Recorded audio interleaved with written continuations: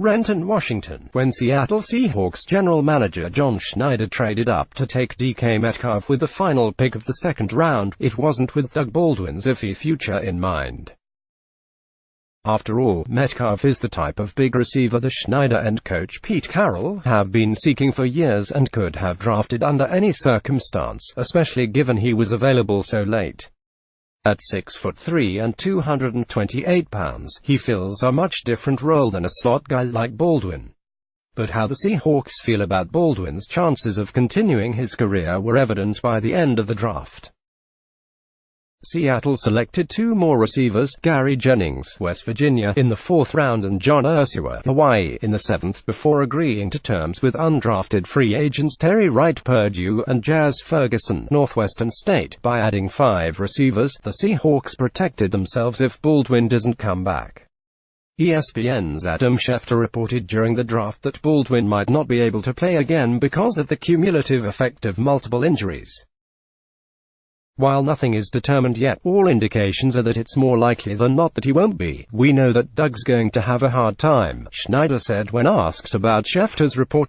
Play one port for Schefter. Seahawks are not counting on Baldwin. Adam Schefter explains that Doug Baldwin might have played his final season in the NFL. Schneider said it probably would be a matter of weeks before there's resolution to the Baldwin situation. The Seahawks will give him a chance to see how he's feeling once he's recovered from April surgery for a sports hernia. That followed an operation on his shoulder and what Carroll described as a non-surgical knee procedure earlier this off-season. In the meantime, they'll get a look at the 5 new receivers beginning with this weekend's rookie minicamp. The Seahawks believe they got a steal when they moved up 13 spots to take Metcalf 64th overall.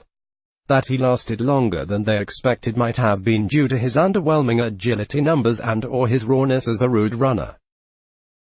He was not asked to run the full route tree in Ole Miss offense, so he'll have to develop that part of his game.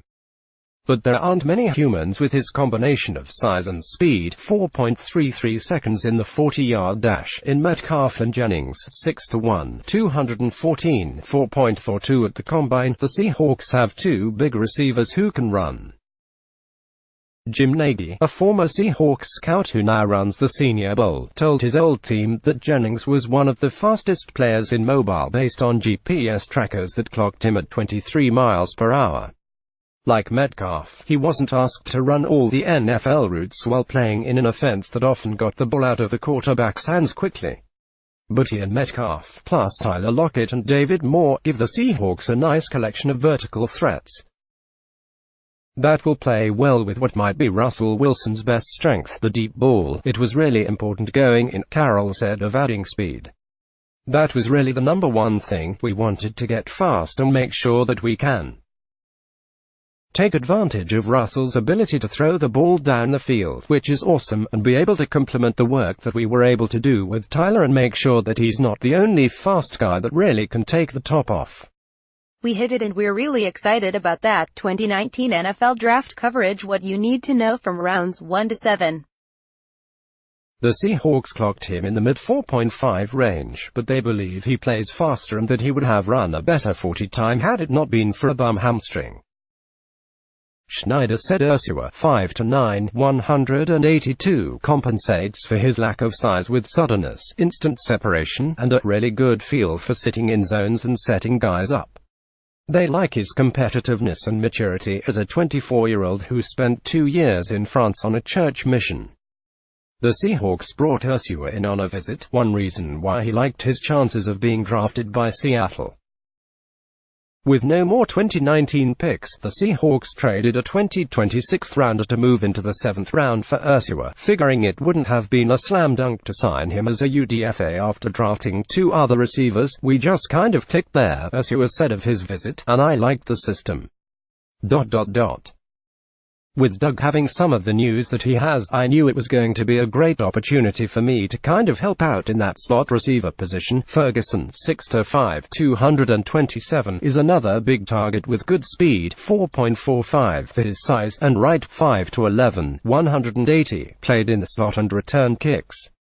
He has a track background and ran in the 4.3s at his pro day. The Seahawks gave him a $10,000 signing bonus, which would have tied for the fifth highest among their 15 initial UDFAs last year. Of the receivers already on their roster, Keenan Reynolds is another option to compete for playing time in the slot if Baldwin doesn't stick. The Seahawks will give Baldwin a chance to see where his body and mind are, allowing him to gauge his own ability and willingness to continue playing before they make any decision themselves. As one of the most important players of the most successful era in franchise history, they feel he has earned that right. He has been an extraordinary part of this program since we've been here, and he has given us everything he has had, been a great competitor, player and all that, Carroll said. We believe in him so much and trust in him so much that wherever this goes, we're going to support him forever. He's been a great contributor in so many ways, not just on the team but in their community and everything else. He's been awesome, so we'll see what happens. He's working through it, and we're going to follow Doug on this one.